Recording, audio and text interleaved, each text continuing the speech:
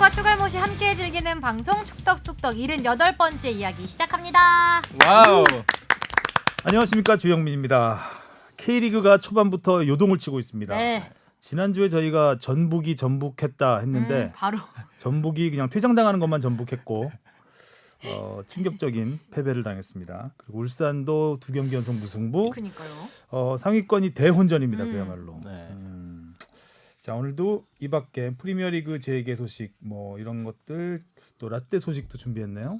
님. 네, 이것저것 이야기를 나눠보도록 하겠습니다. 주 앞에 주시은 아나운서. 안녕하세요. 주시은입니다. 멍게와 해삼을 구분 못하던데 지난번에 보니까. 심지어 그날 어떻게- 멍게는 먹지도 못했어요. 해삼은 먹었어요? 해삼은 먹었어요. 처음 먹어본 거죠? 네. 어떻게 그럴 수가 있죠? 해산물. 근데 해산물을 별로 안 좋아하는 것 같아요. 아, 저. 그냥 집에서도 잘 안 드셨거나 네, 잘 부모님. 아예 안 보통 먹어요. 부모님이 드시면 이제 따라서 네. 어렸을 때부터 먹는데 아예 안 먹어요. 해삼과 멍게를 보더니 깜짝 놀라서 이게 뭐냐고 도대체. 먹을 수 징그러워. 있는 거냐? 징그럽다고. 네. 그러고 근데 옆에서 이정찬 기자는 거의 반 접시를 비우고 그 사이에 그러니까 생각했죠. 아 이거 없어서 못 먹는 거구나. 나는 징그러워서 안 먹었는데 이렇게 생각했죠. 그날 주영민 팀장님이 약간 급식 지도나 편식 지도하시는 것처럼 편식지도 했죠 제가. 이거 먹어. 요것도 먹어봐야지. 가위바위보에서 진 사람 먹기 뭐 해가지고 가위바위보 골고루 진 먹자. 사람 먹겠죠. 그래서 앞으로 주시은 아나운서랑은 이제 횟집을 가는 걸 좀 생각을 해봐야 될 것 같아요. 너무 주바페 그 식성을 무시하고 우리가 좋아하는 횟집을 몰렸던 것 같아서 해지 말고 다음번에는 그래도 연어 먹잖아요. 네, 연어만. 연어는 연어는, 먹었어요. 신나게. 그러니까. 연어랑 참치. 연어는 뭐 아시아의 연어. 연어는 그렇다고 연어만 먹일 수는 없잖아요. 잘 먹었습니다. 다양한 회가 나왔었는데 네. 알겠습니다. 평소에 좀 편식하는 스타일? 근데 못 먹는 거 확실한 것 같아요. 그 날 것을 잘 못 먹고. 날것. 육회 이런 것도 안 좋아해요? 육회도 잘 못 먹어. 먹긴 먹는데. 불쾌는. 네? 불쾌. 불쾌는 먹기 칠회, 싫어요. 팔회. 불쾌한 불쾌하네요. 거죠. 네, 싫은 거죠 그건. 알겠습니다. 다음에는 이제 불쾌집으로. 자, 그리고 박진영 작가 나왔습니다. 네, 뽕 작가 박진영 나왔습니다. 아니 오늘 옷 되게 국뽕 뭐 차오르는 거 입고 왔다는데 그건 모르겠고 여기 지금 부풀만 엄청 올라왔어. 몇 번 빨았더니 이렇게 돼 버리네요. 저 마크는 최근 마크인데. 그니까요. 그렇습니다. 이번에 제가 뭐 오랜만에 뽕 좀 채워오려고 이번에 새로 산 앤썸 자켓이라고 하죠. 대한민국 국가대표 그러네요. 자켓. 아니 근데 어떻게 빨았길래 옷이 이래? 그냥 자취방 세탁기에 돌렸더니 산지 얼마 안 됐다는 얘긴데. 산지 얼마 되진 않았죠. 근데 어떻게 옷에 국가대표라고 써 있지? 네. 그냥 코리아만 쓰면 되는데. 요거 입고 저기 헬스 운동하러 가면 괜히 뽕이 차오릅니다. 내가 보면. 아니 그래요? 옷은 이쁜데. 네, 옷은 이쁜데 아니 이거 네. 너무 거슬려. 옷걸이가 별로다는 얘기죠. 이거 그거 부풀 제거기로 해야 될 것 같아요. 예. 보풀 제거기. 저도 이제 깨달았네요. 좀 안 보이는 곳에 보풀이 왜 이렇게 많아? 자, 그리고 우리 포켓보이 하성룡 기자 나왔습니다. 네, 하성룡 기자입니다. 음. 안녕하세요. 포켓보이라는 소리 좀 들어요 주변에서? 전혀 듣지 않죠? 그럼 이런 소리 들었다고 어디 가서 얘기한 적 없어요? 절대 없죠. 가슴 한 켠에 그래도 나름 프라이드로 자리 잡고 있는 거 아닌가요? 그러니까 누군가의 포켓에 예. 담겨져 있을 수 있다면 맞아요. 누구의 포켓일지 모르겠지만 인마이 포켓. 그냥 포대가 편합니다. 포대보이로 네. 그러면. 알겠습니다. 자, 그러면 댓글부터 네. 가보겠습니다. 우리 동네 고양이 순시민님이요. 저도 라떼 코너가 제일 흥미롭습니다. 주 팀장님 라떼 이야기할 때 중국어 성조처럼 찰지고 리듬지게 말씀하시네요. 그럼 울산이 K리그 최다 준우승팀이면 최다 우승팀은 성남과 전북 중 어느 팀인가요? 컵 대회 및 아침까지 확대하면 트로피가 제일 많은 팀은 어딘가요? 이건 정말 산수를 시키신 거예요 저한테. 이거는 뭐 거의 뭐 위키백과 수준으로. 찾아보면 다 나오는 건데. 찾기 귀찮다 이거죠. 요거는 이제 그 성조를 넣어서 말씀드리기 좀 어려운 부분이라 네. 일단 당연히 전북과 성남이 지난해 전북이 우승을 하면서 네. 통산 일곱 7번 번째. 최다 우승 공동으로 가지고 있고 수원 삼성은 그러니까 모두 다 통틀어서 그러니까 리그만 말고 리그만 하면 전북과 성남인데 모든 컵 대회 뭐 각종 아시아 대회 친선 경기 빼고 친선 대회 빼고 통산 최다 우승은 수원입니다. 수원 삼성이 96년에 창단됐는데 역사는 뭐 다른 팀보다 확연히 짧습니다. 그런데 음. 통산 23회 우승을 했고요. 리그에서는 4번 우승을 했고요. FA컵에서는 최다인 5번, 그리고 리그컵도 최다인 6번, 오. 그 슈퍼컵 최다인 3번, 그리고 아시아 슈퍼컵. 클럽 챔피언십에서 2번, 아시아 슈퍼컵 2번, A3 챔피언십 지금 없어진 대회죠. 한중일 클럽 그 최강 팀들이 모여서 했던 대회인데 여기서 한 번 우승을 해서 23회 우승을 했고요. 그다음이 성남은 통산 20번 우승을 했습니다. 그리고 그 다음이 전북입니다. 전북은 통산 13회 우승. 수원의 기록을 넘기가 쉽지 않은 게 지금 없어진 대회들이 많아요. 특히 그러니까요. 대표적인 것 중에 하나가 수원이 6회 우승한 리그컵이죠. 리그컵. 그렇죠. 리그컵이 제 예전에는 기억으로는 1년에 2번 있었어요. 어. 리그컵이 뭐 전반기에 하우젠컵 뭐 이런 식으로 있었. 뭐 아디다스컵도 네, 있었고. 아디다스컵도 있었고 대한화재컵도 있었고, 그러니까 1년에 전반기 하나 후반기 하나 이런 식으로 2개가 있어서, 그리고 예전에는 이 컵 대회를 하면은 지금 이제 컵 대회가 리그 중간 중간에 하잖아요. 그러니까 시즌을 중단하고 컵 대회를 했어요. 그리고 다시 시즌을 재개하고 이런 식으로 했어서 대회가 많았죠. 수원 삼성이 한참 잘 나가던 시절에는 뭐 90년대 후반, 2000년대 초반에는 네. 정말 대회가 많았습니다. 그래서 리그컵이란 대회가 제 기억으로는 2011년 K리그 승부조작 사건 이후로 없어진 걸로 기억을 해요. 왜냐면은 FA컵과 리그 또 아시아 챔피언스 리그에 비해서 비중이 많이 떨어지는 대회라서 이진급 선수들을 많이 내보냈던 대회였거든요. 그래서 그러다 보니까 승부 조작 그 브로커들이 집중적으로 이 대회에 집중적으로 이제 승부 조작을 했던 그런 것 때문에 없어진 대회죠. 맞습니다. 이때 수원 삼성이 3관왕도 하고 막 그랬어요. 지금 참 쉽지 않죠, 트래블이. 그렇죠. 자, 그 다음 댓글이요. 템레이 오늘님이요. K리그2 부천 대 제주 경기를 보다가 제 귀를 의심했습니다. 송재희 캐스터께서 연고 이전 옹호 발언을 하시더라고요. 이게 지금 무슨 일이지? 현실 맞아? 라는 생각에 아연해져서 한 1분은 멍하고 있었네요. 진짜 험한 말 나올 것 같아서 바로 멍? 꺼버렸습니다. 일단 저부터 안전 기억이 있거든요. 제 중고등학교 시절은 말 그대로 안양과 함께 불태웠습니다. 그러다 그 사태 이후 뚜껑이 열려서 진짜 거의 시급을 전폐할 수준까지 갔었거든요. 제 나름대로의 복수심이랄까요? 그래. 야, 내가 라이벌 팀으로 아유 XX 이거 소화해 주셔야죠. 그래 야 내가 라이벌 팀으로 옮겨탄다 라는 심경으로 그 원수 같던 수원으로 갈아탄 거고요.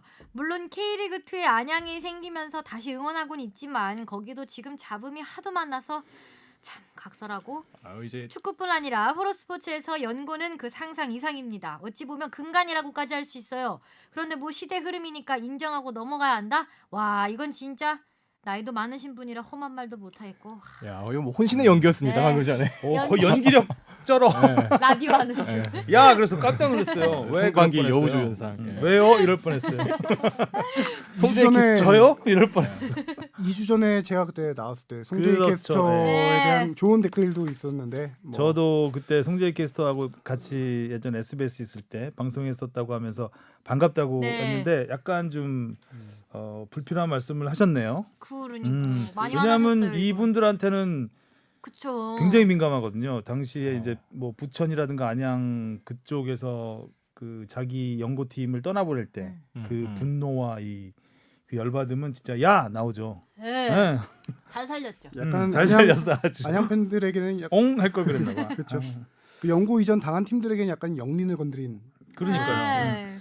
근데 사실 그 송재희 캐스터가 이제 한참 활동하실 때는 그때는 뭐 이제 SNS도 없었고 인터넷도 없었기 때문에 그야말로 그냥 피드백이라는 게 거의 없던 시절이거든요. 전화로 항의 오는 정도? 그 정도였는데 좀 거침없이 말씀을 하시는 분이라서 그렇죠. 그 당시 그 습관을 그대로 간직하시고 그냥 막 말씀을 하신 것 같습니다.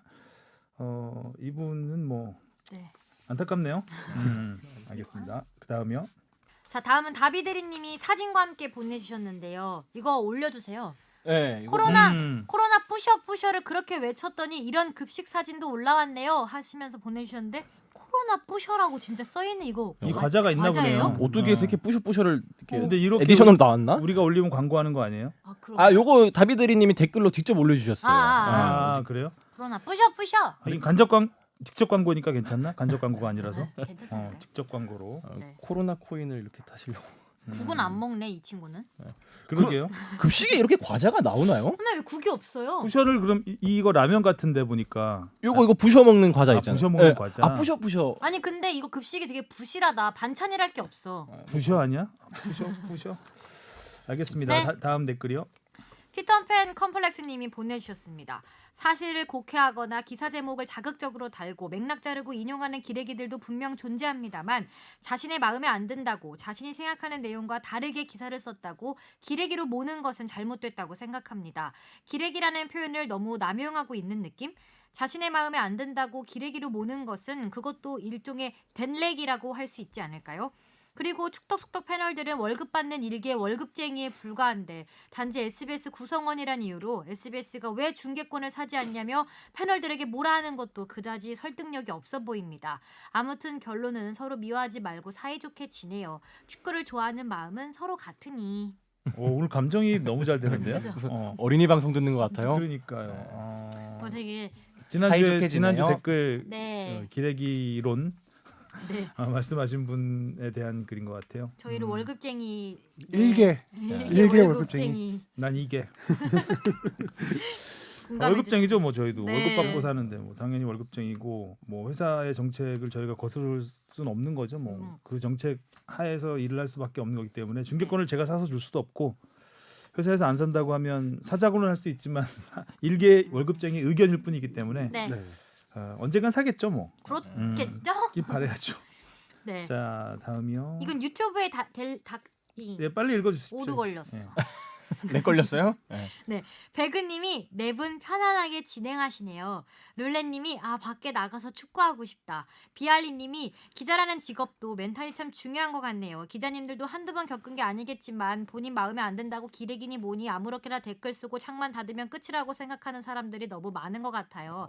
그 와중에 악플도 안 거르고 피드백 하시는 기자님들 멘탈 존경합니다. 오늘 딕션이 어휴. 예술인데 쉽지도 않고 오늘 컨셉이 아주 좋아요. 네, 일찍 왔어요. 잠푹 자셨나 보다. 글쎄요, 잊지 않겠습니다. 자, 이제 그러면 야심차게 준비한 네. 뭐 야심차게. 저 새로운 걸로 넘어가야죠. 예, 이거구나. 네. 이거를 또 우리 뽕 작가가 또 BGM도 준비하고 여러모로 신경 썼잖아요. 그거 제가- 하세요. 이제 파일럿 네? 코너에서 고정이 된 건가요? 아니요 언제든지 빠질 수 있습니다. 원래 파일럿은 하다가 이제 안 좋으면 빠지는 거잖아요. 시즌제. 일단 박진영 작가가 야심차게 네. 한번 코너로 쑥 집어넣었는데 그니까요. 뭐 굳이 이게 코너가 아니고 질문이 왔는데 이제 그 라떼 관련 질문이라서 라떼 관련 질문이 최근 몇 주 연속 오잖아요. 맞아요. 네, 그래서 이제 한번 코너로 한번 해보자는 아이디어니까요. 한번 들어보시고 괜찮으시면 반응 주시고요. 안 괜찮으면 반응을 주지 마세요. 안 괜찮으시면 그냥 가만히 계십시오. 할까요? 네. 주문하신 라떼 나왔습니다. 노래가 좋아요. 그니까요. 오, 심혈을 감성, 기울여서 편집까지. 감성. 좀 카페에 와 있는 느낌 들지 않았나요? 라떼 그러니까요. 감성. 마지막에 그 벌써 차 따르는 느낌. 네. 맥주인지 차인지 헷갈리는 그 소리. 흔들고 싶은. 안양 승격할 거야님이 보내주셨는데요. FC 안양이 4라운드 드디어 연패의 고리를 끊고 승리했습니다. 국내 무대에서 잔뼈 굵은 미드필더 닐손, 세리A 출신 윙어 아코스티와 우즈벡 국가대표 기요소프 선수가 활력 있는 모습을 보여주면서 승리했습니다. 이대로 마우리데스 선수만 정상적으로 복귀하면 저번 시즌처럼 돌풍을 일으키기에 모자람이 없을 것 같은데 까지 생각이 도달한 순간 문득 궁금한 점이 생겼습니다. K리그 역사상 위대했다거나 인상적이었던 용병 선수는 어떤 선수라고 생각하시나요? 당장 이번 시즌 안양만 봐도 여러 용병 선수들이 팀에서 큰 축을 맡고 있고 K리그 1에선 일류첸코, 세징야, 주니오 등등 팀의 에이스급 활약을 보여주는 선수들이 있지 않습니까? K리그 역사에 관해선 아는 게 정말 하나도 없어서 축덕숙덕에서 이런 궁금증을 풀어줬으면 좋겠습니다. 오늘 자아가 되게 여러 개 있는 느낌이에요. 한 분 한 분씩 감정이입을 해서. 이브리그 팀 응원하시는 분들이 꽤 많이 댓글을 달아주시는 것 같아요. 네. 그렇죠? 안양 또 아까는 부천 팬도 네. 안양 또 특히 1부 리그도 그렇지만 2부 리그 팬분들은 팀에 대한 충성심이 정말 맞아요. 대단하죠. 대단하신 것 더 같아요. 높아요. 보통 애정이 아니죠. 네. 지금이야 뭐 중계가 다 되지만 뭐 몇 년 전까지만 해도 중계 안 된 경기들이 많았는데 그렇죠.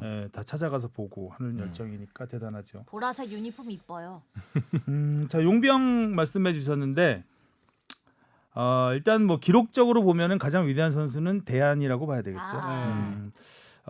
통산 그러니까 외국인 선수 득점 1위고요. 그러니까 국내 선수까지 포함하면 이동국 선수 다음으로 189골 통산. 경기당 0.53골로 그 득점 톱 10에 있는 선수 가운데에서 가장 경기당 득점이 높습니다. 그러니까 두 경기당 한 골 이상 넣는 거죠. 0.53골이니까. 참고로 이동국 선수가 225골이지만 경기당은 0.42골입니다. 그리고 한 시즌 최다인 31골을 넣었었고요. 그리고 3년 연속 득점왕을 했었습니다. 이것도 유일한 기록입니다. 와 3년 연속. 그때가 서울에 있을 때죠. 서울 시절.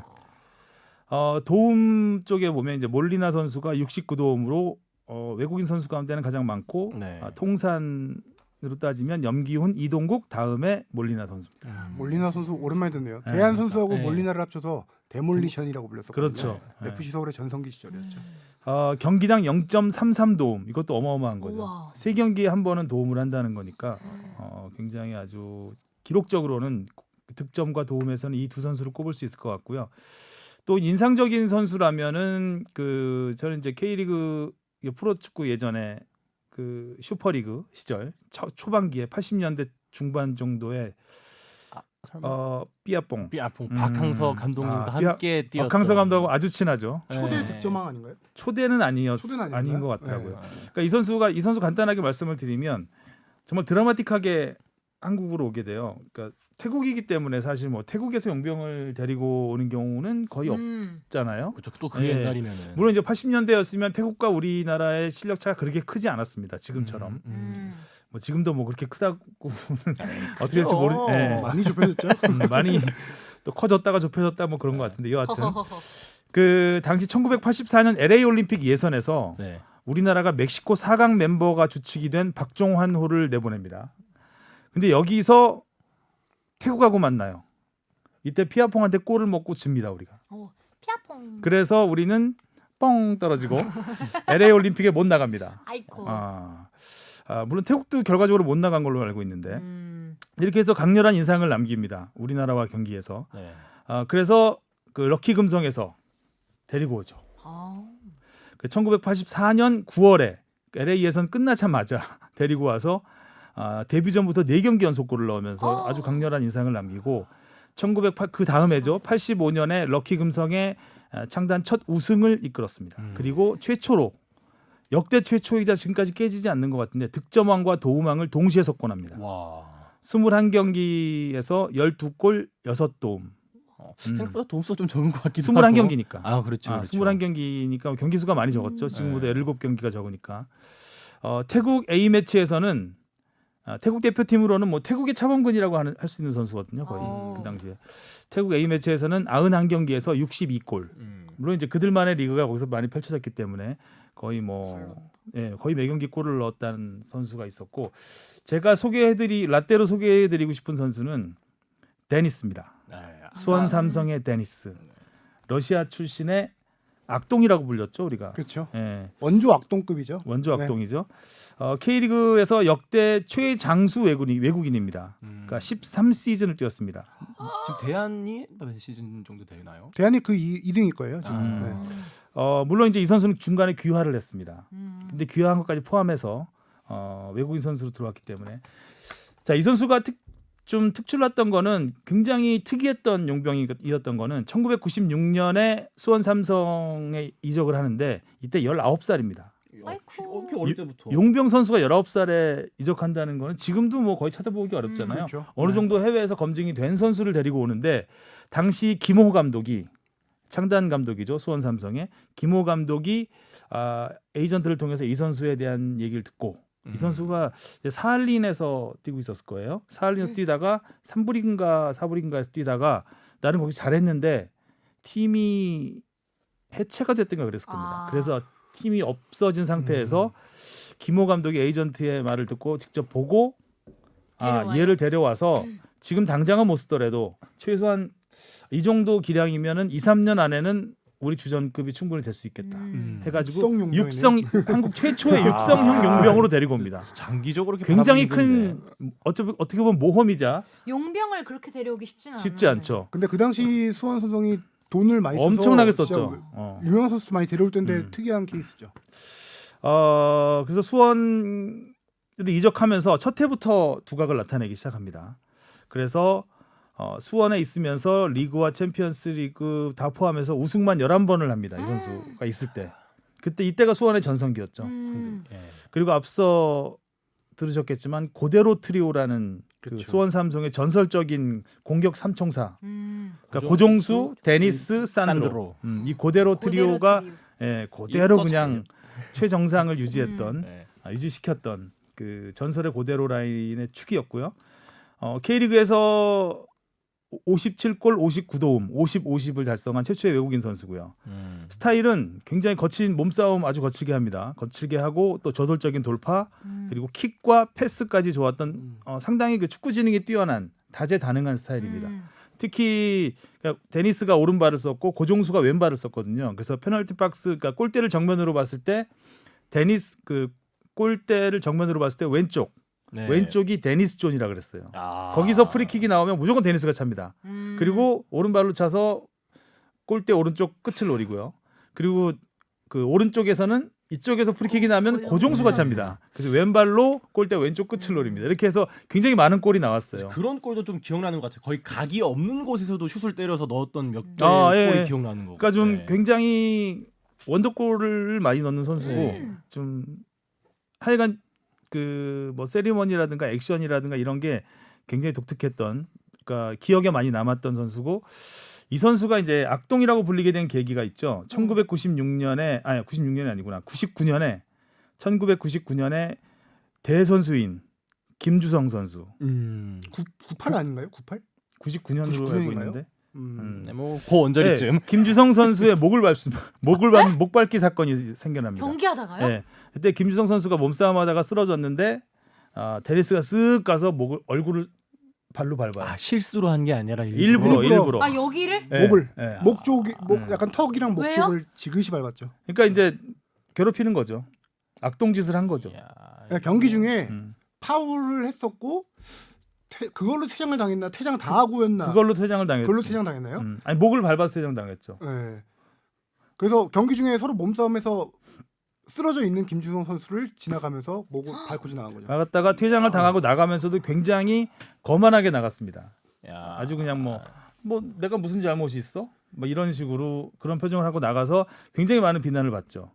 그런데 사실 그 퇴장이 데니스의 축구 인생의 맞아요. 유일한 퇴장입니다.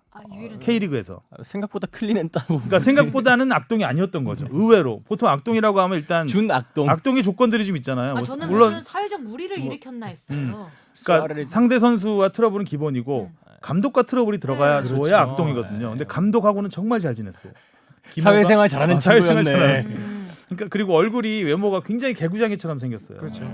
그래서 1990년대 초반에 그 그러네. 개구장이 데니스라는 그 미드가 있었습니다. 그래서 정말 그 개구장이 데니스가 크면 이 데니스가 될 것 같은 약간 느낌이 들 정도로 실제 외모도 어디 약간 그 재현 배우 같은 느낌 있잖아요. 좀 개구지게 생겼죠. 그래서 밟았지? 자, 이 선수의 또 특이한 이력은 K리그에서 활약해서 러시아 국가대표까지 된 선수입니다. 그러니까 K리그 19세 때 왔다고 했잖아요. 그래서 23세 이하 대표팀이 한번 뽑혔고 올림픽 대표팀이죠. 그다음에 국가대표까지 2번이 뽑혔습니다. 근데 국가대표 뽑힌 이 배경이 재밌어요. 당시 2002년 월드컵 조추첨에서 러시아가 일본과 같은 조가 됩니다. 그래서 야, 우리 일본이나 한국에서 뛰는 선수 없어? 이렇게 되니까 거기서 데니스가 원픽이 된 거죠. 그래서 한번 데리고 와봐 해서 국가대표로 2경기를 뛰었는데 결국은 최종 명단에는 들지 못했습니다. 그리고 러시아는 한일 월드컵에서 일본에게 1대0으로 패하면서 아이고야. 데니스가 있었으면 어떻게 됐을지 모르겠지만 데니스의 저주라고 해야 되나요 이거? 일본에게 패하면서 1승 2패로 조별리그 탈락을 하게 됩니다. 자, 이제 K리그 수원 이후의 행적을 좀 보겠습니다. 2003년에 성남으로 이적을 합니다. 조금 전에 리포트에서 잠깐 들으셨듯이. 네. 그리고 이성남으로 개명을 해요. 설마 기화를 하면서. 이성남 씨야. 네. 아시는 분이세요? 아, 이성남은 알았고 데니스는 몰랐던 거예요? 네. 아, 이성남 선수는 진짜 아시는 알았고? 분이었구나. 네. 아, 아, 그래서 반갑다 친구야. 그 성남 씨가 이성남 씨구나. 그러니까 그 상남자 성남. 성남의 성남.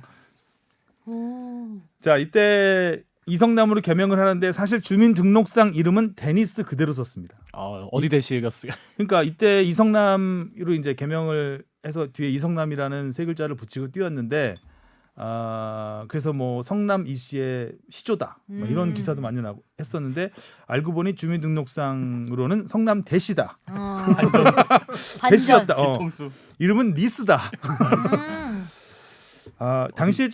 당시에는 이제 귀화 열풍들이 좀 있었어요. 외국인 선수 쿼터를 아끼려고. 근데 이성남도 있었고, 그다음 사빅이라고 해서 이사빅이 있었고, 마니산이라는 선수가 있었습니다. 어디 사니요? 마니찌. 진짜요? 옛날에 그 부산 부산, 대우에 있던 마니찌, 부산 대우에 있던 마니산. 마니찌가 인천으로 이적을 한 뒤에 네.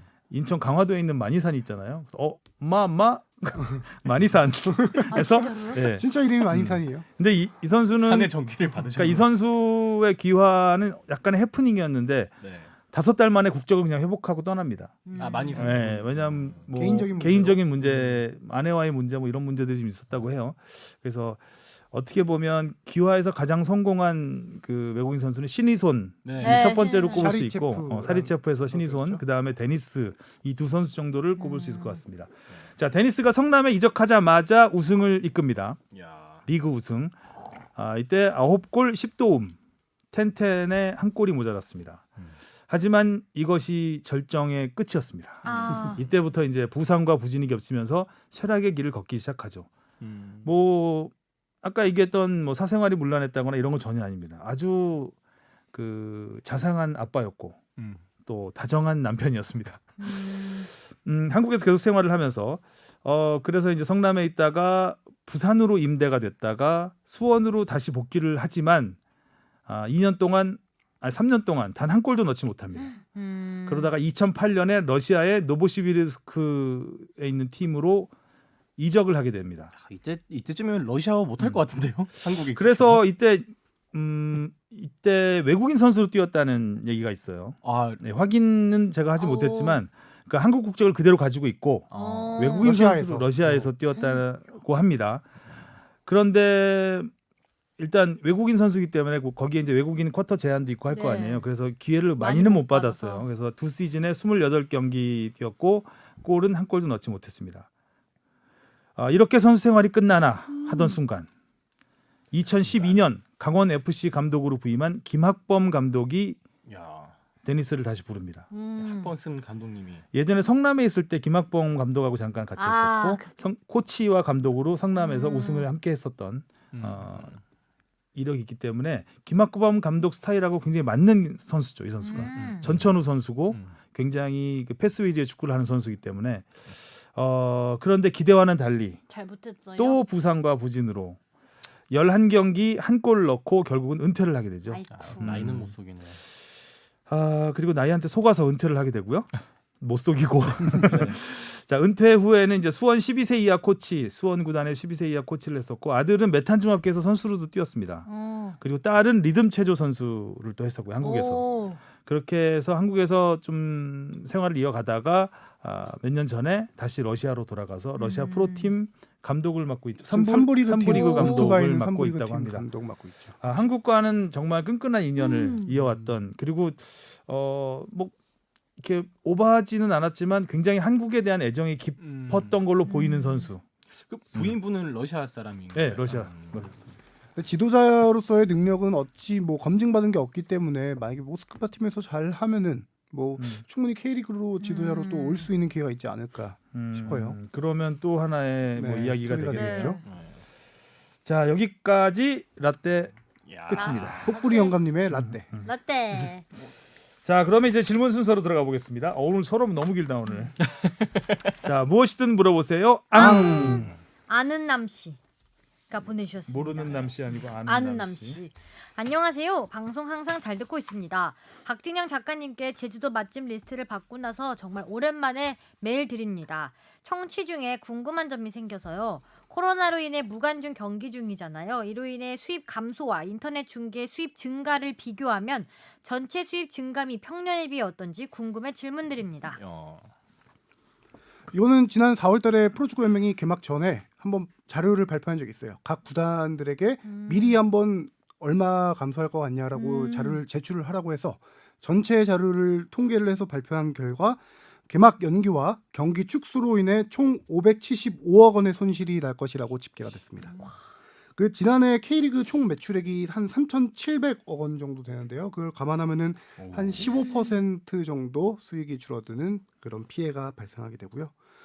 그 연맹 같은 경우에도 수익이 그 피해가 상당히 큰데 후원사 광고, 뭐 TV 중계권료 이런 거 포함해서 연맹 손실만 해도 57억 원이 발생한다고 하네요. 그래서 이게 K리그 1 12개 구단 광고 수익과 입장 수익 이런 거 다 포함한 거죠. 그래서 구단별 평균 한 38억 7천만 원, 총 464억 원 피해가 예상되고요. 2부 리그는 10개 구단 팀당 평균 5억 4천만 원씩 해서 54억 원 정도 매출 하락이 예상되는데 지금 문제는 이제 광고 후원사들이 경기 수가 줄어들다 보니까 노출 빈도가 많이 줄어들잖아요. 그래서 실질적으로 구단들의 몇 개 구단들하고 얘기를 해보니까 그 광고료를 조금 돌려달라라는 요구가 있대요. 그래서 뭐 실질적으로 돌려주는 케이스가 발생했는지 아직까지는 모르겠지만 구단들이 어떻게 대처하고 있냐 봤더니 예를 들어 한 3번 노출해 줘야 될 거 5번 노출하고 막 그런 식으로 해서 이제 협상을 하고 있다라고 하더라고요. 그래서 그런 건지 모르겠지만 요새 골 넣으면은 골 하이라이트 딱 나갔을 때 게토레이가 엄청 나오더라고요. 보통 이제 그렇죠. 네. 갑자기 훅 들어오죠. 네, 그 옆에 이게 PIP처럼 작은 맞아요, 화면으로 맞아요. 이제 골 장면이 어. 나오고 옆에 게토레이가 턱하니 피파도 나오고 피파 온라인. 선수들도 또 문제가 될 수가 있는 게 선수들이 기본적인 연봉 이외에 그 경기 수당이라는 게 있거든요. 출전 수당, 승리 수당, 뭐 무승부 수당 다 있잖아요. 그 지금 팀당 11경기 주는 걸 전체 K리그 전체로 감안하면 선수들의 그 수당만 한 50억 가까이 줄어들 것으로 예상이 됩니다. 여기 청취자분께서도 이렇게 괄호해서 이제 수입 증가에 대한 기대치를 좀 건 게 인터넷 중계가 아무래도 좀 인원이 많이 늘 거니까 그거를 여쭤보셨어요. 혹시 막 인터넷 접속자 수가 는다고 뭐 안타깝게도 이걸로 인한 수익 증가는 없습니다. 없죠. 왜냐하면은 이미 팔아버렸기 때문에. 그렇죠. 해외 중계권을 대행사 스포츠 레이더라는 대행사에 팔았어요. 그래서 거기서 뭐 37, 8개국에가 판매하는 거 그건 이제 그쪽 그 대행사의 수익이죠. 수익인 거죠. 우리나라 K리그나 K리그. 프로축구 연맹에 들어온 수익은 아니고요. 인터넷 중계 같은 그때 경우도 팔 때는 정말 성공했다고 되게 좋아했었어요. 그렇죠. 근데 알고 보니 아유 네. 그때 팔지 말고 지금 팔면 좋았을 거예요. 그렇죠. 지난해 12월에 팔았던 걸로 기억하는데 그리고 인터넷 중계 같은 경우는 약간 이제 세일즈 프로모션 측면에서 1라운드 경기를 유튜브로 생중계했잖아요. 그러면 네네. 1라운드만 했고 그 당시에 그것도 뭐 광고를 붙이진 않았었어요. 그래서 그거에 따른 수익도 나진 않고 뭐 지금 포털에서 네이버나, 중계하고 있지만 그게 네. 뭐 수익으로 따로 이어지지는 않으니까요. 연맹이나 구단들에. 그래서 수익 증가는 없는 것으로 안타깝지만요. 사실 그렇습니다. 아무래도 뭐 코로나 때문에 타격은 불가피하죠. 네. 불가피한데 어쨌든 뭐 이제부터라도 좀 만회를 해야 될 것 같습니다. 자, 그다음 질문이요. 이정찬의 원팀 리더십 책 보유자님이 보내주셨습니다. 축구 선수들은 나이키, 아디다스, 퓨마 등 유명 브랜드들과 스폰서 계약을 많이 하잖아요. 네, 첫 번째 질문입니다. 스포츠 브랜드에서 선수를 스폰할 때 금전적인 지원의 형태가 전부인가요? 아니면 다른 지원도 있나요? 그리고 금전적인 지원은 현금으로 지원해 주나요? 아니면 어느 정도 금액이 정해진 쿠폰이나 카드를 주면 그 한도 내에서 선수가 스포츠 용품을 마음껏 쇼핑하는 형태인 건가요? 쭉쭉 읽을까요? 네, 다 한 번에 해서 네. 한 번에 해볼게요. 하죠. 뭐. 그리고 두 번째 질문은 스폰서 금액은 선수들의 클래스에 따라서 달라서 구체적으로 말씀해 주시기 어렵겠지만 대략 어느 정도인지 궁금합니다. 아무래도 유망주 선수들과 A대표팀의 스타급 선수의 스폰서 계약은 차이가 클 것 같아서요. 세 번째 질문. 국대 선수를 보면 파주 NFC 입소할 때나 공항 입출국할 때 나이키, 아디다스 등 해당 브랜드의 로고가 크게 박힌 옷을 입잖아요. 그래서 해당 브랜드에선 브랜드 노출 효과를 보고요. 이렇게 사진에 찍혀서 브랜드 노출이 되면 해당 브랜드에서 선수들에게 인센티브를 별도로 지급하나요? 그리고 그때 입는 옷은 해당 브랜드에서 코디를 다 해서 선수에게 제공해 주는 건가요? 아니면 선수가 알아서 코디하는 건가요? 디테일해. 자, 이 질문 악마의 디테일. 이정찬의 원팀 리더십 책 보유자님께서 해주셨죠? 네. 역시나 디테일한 질문. 이 책 아무나 보유 못하죠. 네. 이 정도는 돼야 보유할 수 있습니다. 네. 그래서 그냥 이정찬 선배한테 퉁쳤어요. 외주를 줬어요. 이거 취재에 대한 외주를 아 줘서 진짜요? 예, 그럼 답변 이 받은 질문은 거를 다음 주에 들을 수 있는 아니요, 거예요? 제가 그래서 답변을 이제 아 외주를 외주를 줘서 해서 받아왔죠. 예. 네, 비둘기 역할을 하시는. 네. 받아서 뭐 그 일단은 그 현물 둘 다 지급하게 되는 경우가 많습니다. 아. 일단은 축구 대표팀 기준으로 보면은 나이키와 아디다스 그 주로 두 개 브랜드로 나눠지는데 나이키의 대표적인 선수는 지금 은퇴했지만 뭐 기성용 선수 있고요. 그다음에 이청용, 황희찬, 현재 이재성, 권창훈 이런 선수들이 나이키 브랜드와 함께 하고 있고 아디다스 혹시 누구지 아시죠? 대표적인 손흥민. 선수. 그렇죠. 야. 손흥민, 이강인 뭐 이런 선수들 그다음에 네. 이승우, 백승호 네. 이런 선수들이 지금 아디다스 하고 있는데 예전에 멋있게 화분 몇 개 찍었었죠. 네. 그렇죠. 이 선수들을 기본적으로 뭐 현금 지급은 당연하고 현물 같은 경우는 선수들에게 카드를 지급해 주는 경우가 많습니다. 아. 약간 충전식으로 해주는 경우도 있고 해서 직접 매장 가서 이렇게 살 수 있게 이야. 해주는 경우가 있고요. 그러니까. 그다음에 집으로 필요한 물품들을 보내주기도 합니다. 야, 좋겠다. 신상남을 입어봐달라고 이렇게 또 우와. 택배도 보내주고. 보풀도 그럴 수도 제거해주겠지. 부풀 제가 해주겠죠. 아디다스 좋아하는. 그걸 세탁소에서 해주겠죠.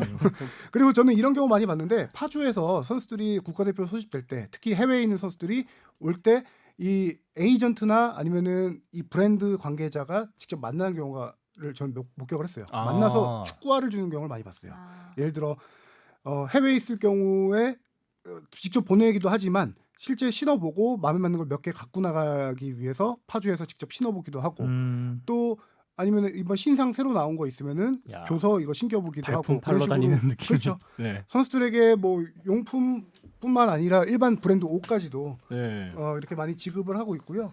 아까 파주 NFC에서 선수들이 뭐 브랜드 옷을 입고 온다. 그 계약서에 그런 것까지 업계 관계자에 따르면 명시되어 있진 않아요. 하지만 선수들이 의리인 거죠. 의리. 그리고 이제 의리로 있는 그 거죠. 인터뷰 네. 같은 거를 하게 되면은 축구도 가끔 그런 경우가 있긴 한데 이 골프까지 심하죠. 예를 들어서 협찬하는 협찬사의 모자를 반드시 써야 되거나 그렇죠. 옷을 그러니까 예를 들어 나이키 협찬을 받는데 아디다스 옷을 입을 수는 없잖아요. 야, 이거 근데 그런 거에 대해서는 그러니까 방송 언론 노출할 때는 반드시 입어야 되는 약간 그런 조건은 있어요. 약간 그리고 이 계약의 특징을 또 한 가지 얘기해 주면은 어린 선수들일수록 장기 계약을 피합니다. 자기 몸값이 더 올라가면은 더 좋은 대우를 받고 계약을 하기 위해서 장기 계약을 좀 어린 선수들은 꺼리는 편이고요. 아, 선수 측에서요? 그렇죠. 어. 그리고 한 가지 대부분의 선수들이 다 이제 예를 들어 우리 브랜드 말해도 상관없죠. 앞에다 말해. 네네네. 다 말해놓고 무슨 네. 나이키 코리아, 아디다스 코리아와 계약을 하는데 음. 우리나라에서 유이하게 손흥민과 이강인 선수는 아디다스 글로벌과 계약을 했습니다. 와, 아. 역시 클래스. 그래서 스케일이 다른 거죠. 이제 코리아 한국 지부에서 이 선수를 관리한 게 아니고 전 세계 글로벌 아디다스 전체 본사에서 이 선수들을 관리하는 거예요. 그래서 손흥민 선수 같은 경우는 2018년도에 저기 영국 리버풀에서 아디다스가 정말 어마어마한 광고를 하나 찍은 게 있어요.